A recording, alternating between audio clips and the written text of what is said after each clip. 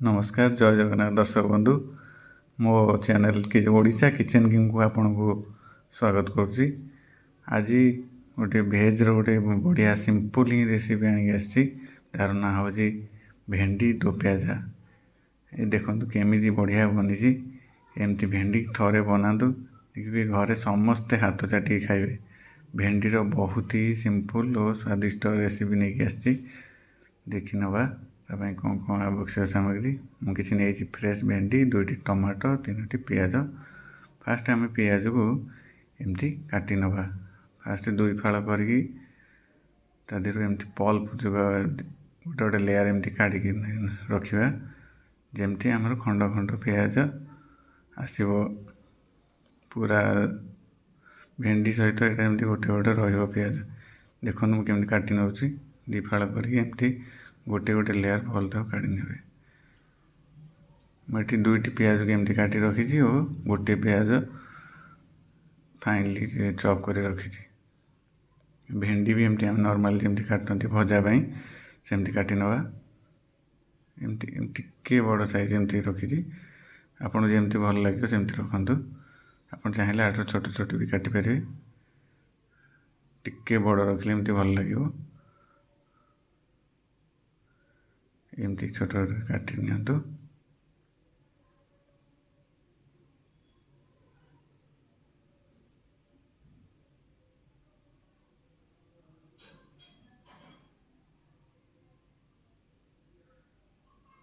जिते फ्रेश भेंडी ने भी भल टेस्ट आसो मु छोट छोट भेंडी आनी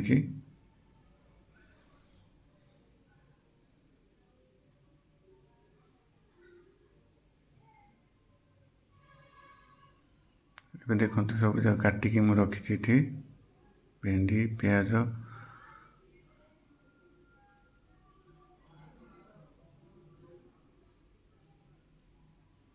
ए टमाटो 2टी टमाटो को आम पेस्ट बनईदबा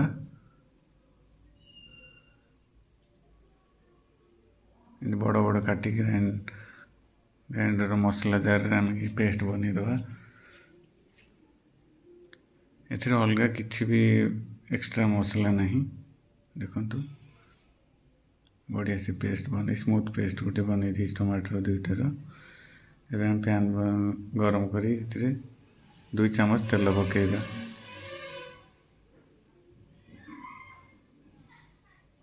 भेंडी भाजा जी तेल दरकार से पकेगा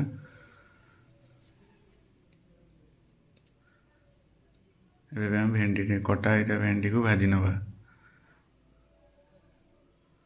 हाई फ्लेम रे भाजा चेष्टा करेंगे भेंडी कहीं भेंडी बेसी सीझा दरकार नहीं सबुतक भेंडी पकई आम भाजा हाई फ्लेम रे।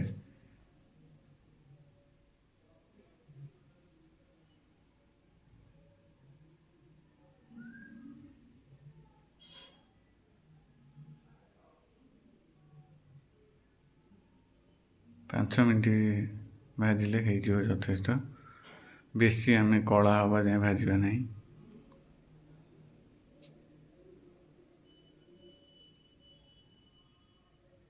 भाजापी आम से अल्प किसी लुण ऐड करवा टेस्ट अनुसार अल्प हाफ टेबल स्पून रु भी बहुत कम ऐड कले चलो।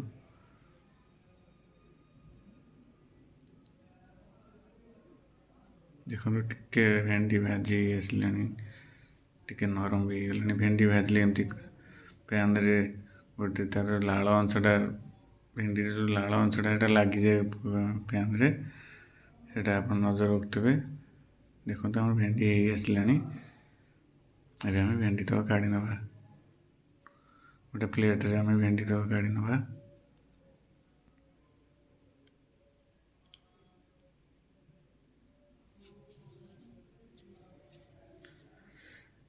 एबे आम से पैन रे कटा होता पियाज भाजी नवा से अल्प टिके गोटे गोटे चामच तेल पकेले भी हम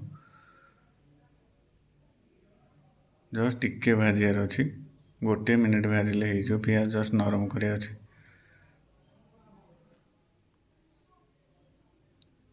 ପିଆଜ ଆଉ ଟମାଟୋର ଟେଷ୍ଟ ଭେଣ୍ଡିର ଟେଷ୍ଟକୁ ଆହୁରି ବଢ଼େଇ ଦେବ।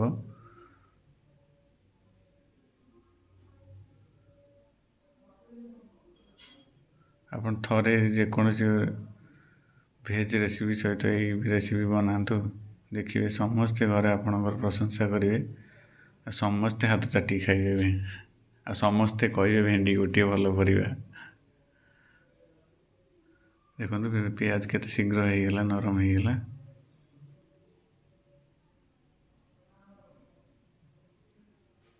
ଯେହେତୁ ଭେଣ୍ଡିର କିଛି ଲାଳ ଅଂଶ ଲାଗିକି ଗୋଟେ ଲେୟାର ହେଇଯାଇଥିଲା ପ୍ୟାନ୍ରେ, ମୁଁ ପ୍ୟାନ୍କୁ ଧୋଇ ନେଇଛି।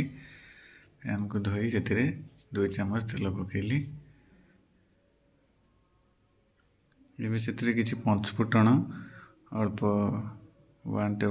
1 ଟିସ୍ପୁନ୍ ଜିରା ପକାଇବା କିଛି ଫୁଟଣ ପାଇଁ। ଦେଖନ୍ତୁ 1/4 ଟେବୁଲ୍ ସ୍ପୁନ୍ କିମ୍ବା 1 ଟିସ୍ପୁନ୍ ପକାଇଲେ ହେବ।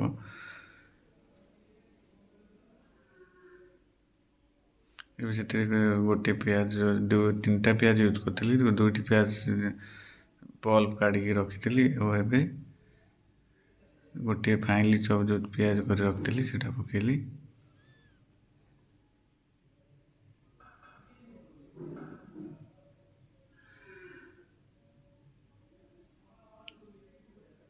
ପିଆଜକୁ ଆମେ ଏଠି ଭାଜି ନେବା, ଟିକେ ନରମ ହେବା ଯାଏଁ ଭାଜି ନେବା। ଟିକେ ଲାଇଟ୍ ବ୍ରାଉନ୍ ହେଲେ ବି ଚଳିବ। ଏ ପିଆଜଟା ଆମେ ମସଲା ପାଇଁ ତିଆରି କରୁଛେ, ସେଥିପାଇଁ ଟିକେ ଭାଜି ନେବା ଲାଇଟ୍ ବ୍ରାଉନ୍ ହେବା ଯାଏଁ, କାହିଁକିନା ଆମର ଅଲଗା ପିଆଜ ଅଛି। ଏବେ ଆମେ ସେଥିରେ ଟମାଟୋର ପେଷ୍ଟ କରି ରଖିଥିଲେ ପକାଇଦେବା।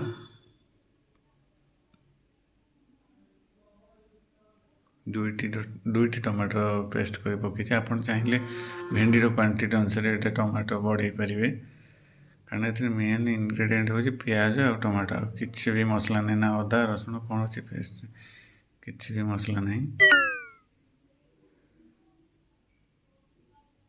ଏବେ ଟମାଟୋ ହେବା ଲାଗଲେ ଆମେ ସେଥିରେ ଭେଣ୍ଡିରେ ଲୁଣ ପକାଇଥିଲେ, ଏଥିରେ ମାତ୍ର 1 ଟିସ୍ପୁନ୍ ଲୁଣ ପକାଇବା, କେବଳ ଟମାଟୋ ଟେଷ୍ଟକୁ ଏନହାନ୍ସ କରିବା ପାଇଁ।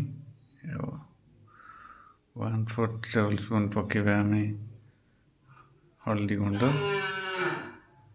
କିଛି ଅଳ୍ପ ଲଙ୍କା ଗୁଣ୍ଡ ପକାଇବା 1 ଟିସ୍ପୁନ୍ ଆଉ ଟିକେ ଜିରା ଗୁଣ୍ଡ ପକାଇବା, 1 ଟିସ୍ପୁନ୍ ଜିରା ଗୁଣ୍ଡ ପକାଇଦେବା।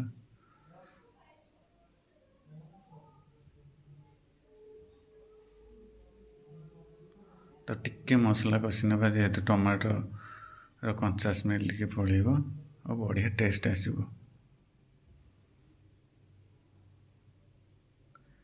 ଏମିତି ଟିକେ କଷି ନେବା, 1.5ରୁ 2 ମିନିଟ୍ ଏମିତି କଷି ନେବା। ଆଉ କିଛି ମସଲା ପଡ଼ିବାର ନାହିଁ, କେବଳ 1.5ରୁ 2 ମିନିଟ୍ ଏମିତି ତାକୁ ଟିକେ କଷି ନେବା, ଯେମିତି ଟମାଟୋର ର ସ୍ମେଲ୍ ଟିକେ ପଳେଇବ। ଦେଖନ୍ତୁ ଟମାଟୋର ପାଣି ବାହାରି ଏମିତି ହେଇଗଲାଣି। ଆପଣ ଚାହିଁଲେ ମଝିରେ ଟିକେ ଯଦି ଲାଗି ଆସେ ପାଣି ଟିକେ ବି ଦେଇପାରିବେ। କେତେ ଟମାଟୋର ବଢ଼ିଆ କଲର୍ ବି ଆସିଛି ଦେଖନ୍ତୁ। ଏବେ ଆମେ ସେଥିରେ ଭଜା ହେଇକି ରଖିଥିବା ଭେଣ୍ଡି ଆଉ ପିଆଜକୁ ପକାଇଦେବା।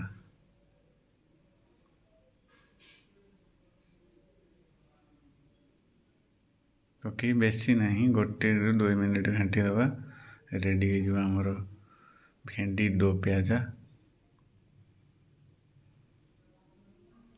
ମାତ୍ର 10ରୁ 15 ମିନିଟ୍ ଭିତରେ ଆପଣଙ୍କର ଚଟାପଟ ଗୋଟେ ଭେଜ୍ର ଡିସ୍ ତିଆରି ହେଇଯିବ।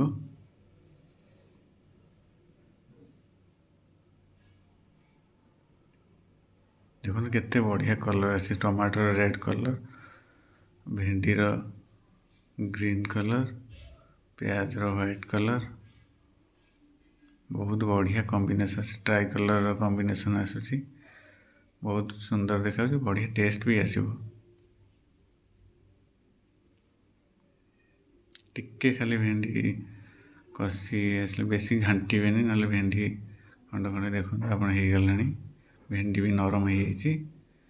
ଏବେ ଆମେ ପ୍ଲେଟ୍ରେ ସର୍ଭ କରିବା।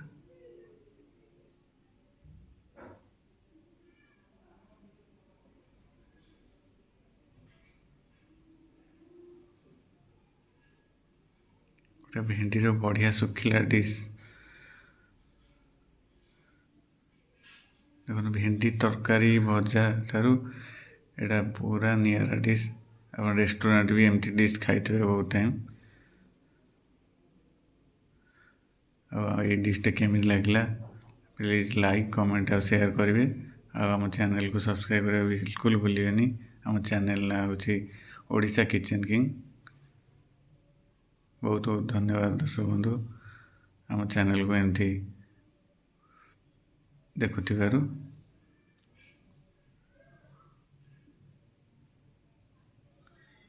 ମୋ ଚ୍ୟାନେଲକୁ ସବସ୍କ୍ରାଇବ୍ କରନ୍ତୁ ଓ ଦେଖୁଥାନ୍ତୁ ଭିଡ଼ିଓ।